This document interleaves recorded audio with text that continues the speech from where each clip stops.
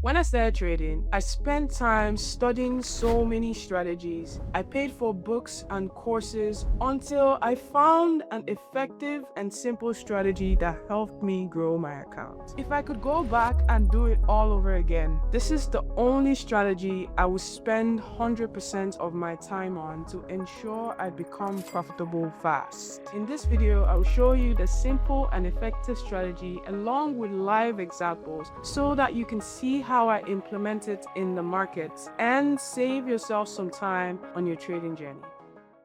All right, what is a problem that most traders face? And I face this as well. There are some confusing strategies out there that do not have clear conditions for when you should be buying or selling. I'm an engineer, and the way I see things, it's either this is happening or it's not happening. It's either yes or no. And when that wasn't happening for me with trading, where the strategy I learned wasn't clear enough for me to be able to decide for yes, there's buying and I want to buy here, and there's selling and I want to be selling here, it made it difficult. And of course, I lost money. Now, number two, you would probably be entering setups that just trigger without knowing which one has the higher probability of working out. You've probably heard about A plus setups. A plus setups are what you want to be trading so that you can actually grow your account fast. You can't be settling for low quality setups. And I can guarantee you that some people don't even know the difference between the A plus setups and the B plus setups, or the low quality ones that just have a lower chance of working out. And in this video, I will be showing you more of the A plus quality setups so that you can trade those ones. It will take time. Of course, you need to be patient because you can't expect it to show up every second or every day. You might have to go a day or two without actually taking trades. But what matters is that when you see it, you're able to take advantage of it. Now, the goal of this video is to focus on simple and effective strategy that can grow your account. I'll explain it in a simple way that you can take and you can print out a cheat sheet in front of you and you have it in front of your trading desk, and you're able to repeat it until you master it. Now, how can we achieve this goal that we have? I'm going to be breaking down what we can trade, what I primarily trade and why, and then the strategy.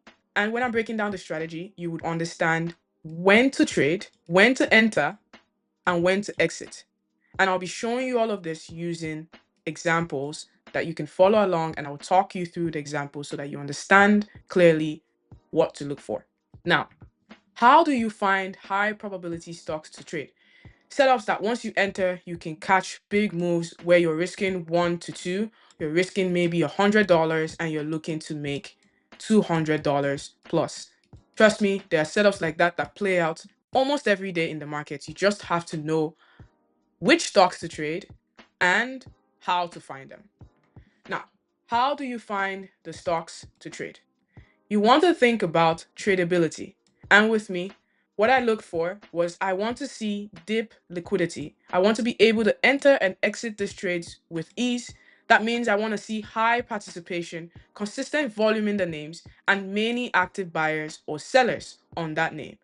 And lastly, a reliable daily range. So I'm not looking for stocks that move 50 cents to $1 per day. No, I'm looking for stocks that have range anywhere from $3 moves to $28 moves on the stock.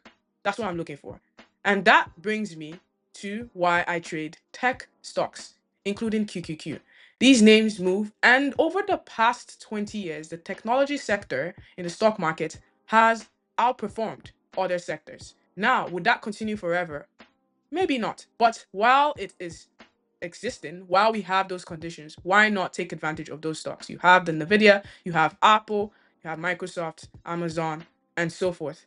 These names have participation, liquidity, and they have a good enough range that you can profit from. You don't want to be trading stocks that move 30 cents and you don't see a lot of volume.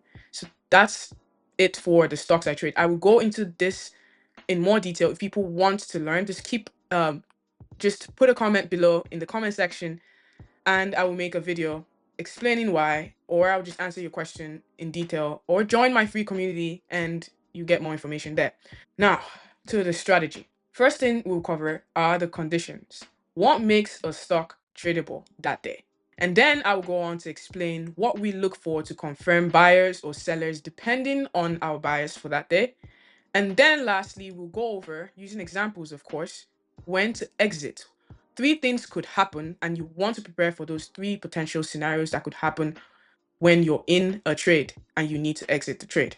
Now I'm going to go over these 3 concepts using examples, and I'll talk through the examples so that you understand, that you're not confused. And if you don't understand something, leave a comment below and I will make sure to answer every single one of them. So in this example, you can see Intel is in a downtrend, and the first thing we want to do is to mark out the previous day's close. And then once we mark out the previous day's close, you're going to move on to the step number 2 and step number 3, and then we'll look for our conditions as well. So now we're going to mark out the previous day's close. Previous day's close right here is this, where this last candle closed coming into the day. You're doing this right before the market opens. So you're going to mark out previous day's closure, right? PDC. And once you do that, you move on to the step number 2. Step number 2 is for you to mark out your previous day's high and your previous day's low. So I'm going to mark out the high and the low. I'll mark out the low first using red, and I'm going to mark out the high, and I'm going to change the color of this high to green. Once I'm done doing that, the next thing on the list is to look for your key levels where price would potentially gravitate to. These 3 things I've marked out help us with condition and setup, right? The previous day's high and low would help us with the setup, but the previous day's close and the opening print would help us with our conditions. So now we're going to mark out our key levels. The key levels are important because of price targets. Where is price going to gravitate to next? So now I'm going to mark out this key level right here and this key level right here on the hourly time frame. If you're not sure of how to mark out key levels, watch the videos in my channel or join my free community and ask questions. Be engaged and I'll explain to you. Leave a comment as well and I will point you in the direction of a video that explains how to draw key levels. Now, in this example, because Intel was in a downtrend, I did not bother marking out upside key levels because Intel is currently in a downtrend. But if Intel was in an uptrend, we would most likely be leaning towards upside trades. So what are the conditions? Condition number 1 is basically if price is below the opening print and the previous day's close, look for shorts or puts if you trade options. If price is above the opening print and the previous day's high, look for longs or calls if you trade options. Now I'm going to go down to the lower time frame and we are going to look for a setup. We're going to wait for the market to open at 9:30 a.m. Eastern time, and we're going to mark out the opening print to see if this setup even plays out. And then if it works out that the opening print criteria is met, I would show you how to execute the trade. Now let's play this out and I'm going to talk you through what I'm seeing so that you can understand how this strategy works. And the opposite, you just do the opposite for an upside trade. It's exactly the same thing, you just flip it. Now let's play out this tape and see what happens. So now played it out, the opening print, you're going to just simply mark this opening price right here and change the color to something that pops in your eye. You know, you can use orange. Let's use orange right there for the opening print. So now currently price within the first 2 minutes, price is below the opening print, is also below the previous day's close. But let's chill, wait for at least 5 minutes to play out first. Minimum 5 minutes to play out first before you think about taking a trade so that you don't get faked out. Now let's continue playing this out. Now you see that we got faked out. If you're someone that rushed into this trade, you would have gotten stopped out. That's why my criteria, wait for 5 minutes to play out at a minimum. And you're going to mark out that 5-minute range so that you see clearly that, okay, this is the 5-minute range, 5-minute candle. Within 5 minutes, you've waited for 5 minutes. You're sure you've waited for 5 minutes.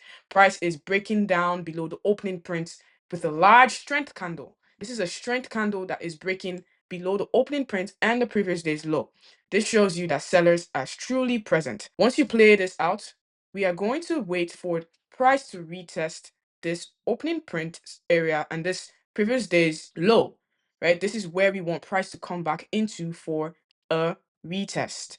If price rejects this previous day's low, we are looking for entries around the retest so that we can trade continuations towards the downside, towards our target of 83.50. Now let's play it out and see if we end up getting a retest. So price is currently retesting that area. Now I can look to enter this short side trade. Once this candle even closed below the opening range, the 5-minute opening range, that even shows you that there is weakness. So your stop loss in this case is going to be a candle closure similar to this candle that closed here. If the candle closes above your previous day's low, then you want to get out. If you have something like this happen, then that's your stop. The trade idea is invalidated. But in this case, we are going to take a trade towards the downside and at least target a 1:2 risk to reward. What happens here? Why did I say we want a retest in this area? It's called confluence, because yes, we are looking for a retest of the previous day's low, but we also have the opening print, which helped us have a condition, right? The condition, if price is below the opening print and the previous day's low, which is right here, then we're looking for downside trade. So this price action gave us confluence. Like, we can mark this area for an area to watch for a retest. And once that sets up and you see this happen, you can then look to enter this trade right here. Once we see this candle closure showing that sellers are present, that sell candle engulfed this green candle and this green candle as well. So sellers are present. So we can enter this trade and look for downside continuation. You can get puts, you can get the $85 puts or $84 puts on Intel and look for continuation towards the downside. Now I'm going to play it out and see if it ends up working out.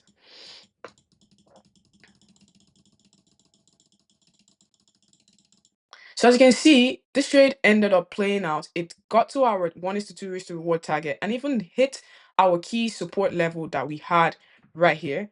We even hit the key support level that we had here, 83.50, and it paid. What was this strategy? It was simply one, marking out our previous day's close, making sure that our conditions were met, opening print and previous day's close, and then we had a nice confluence that even the opening print was so close to the previous day's low, which was where we were watching for a retest. We were watching for a retest. So because the opening print was closed, I like this example because it also teaches you to look for confluence. Confluence means when extra things are being added on to make the trade more high probability. So because the opening print was so close to the previous day's low, then you can use that area as confluence, right? Where, okay, if you see weak price action into that area, you can then look for an entry and take the trade towards the downside. Now, the opposite, when you have your previous day's high, you do the same thing. You look for, if price is above your opening print and your previous day's close, and you can look for a retest of your previous day's high for trades towards the upside. This strategy, when it shows up, plays out cleanly and hits your support levels if you're trading the downside, and it will hit your resistance levels when you're trading the upside. If you have any questions, reach out in the comments or join my free community and I'll be sure to explain everything to you. This strategy pays. If you wait for it, it will pay. It might not show up every single day, and that's what patience is about. It might show up twice a week, and that's enough to grow your account. If you have a small account, you shouldn't be trying to catch every single move. You just want the right ones with high probability. That's it for this video. Thank you so much for watching. I will see you on the next one.